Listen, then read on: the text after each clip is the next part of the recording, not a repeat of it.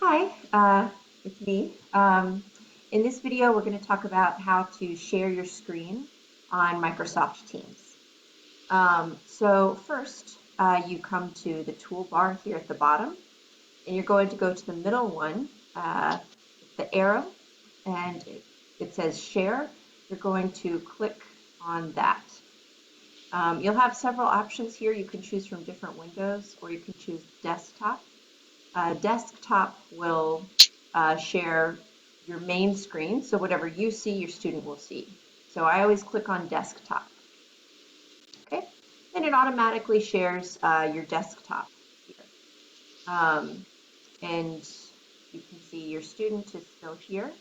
And here you can go to any website. You might go to your news websites, and you can click on an article, and um, your student can see the article, and you can read together. Or you can go to a different news site, and again, your student can see what you see. Okay, great. Now, if you want to stop sharing your screen, you go back to the window in the lower right-hand corner, and there should be a screen icon with an X. It says Stop Sharing, and you just click on that, and you're back in your regular classroom. Now, if you want to do a listening activity or watch a video with your students, there's one extra step. So again, you click on Share to share your screen.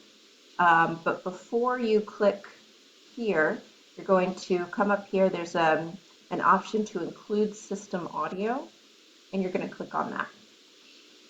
And then once you've done that, you can go to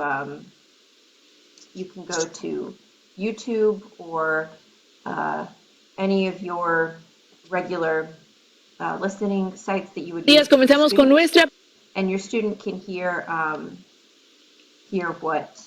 what you hear. All right, that's it for sharing your screen. Thank you very much.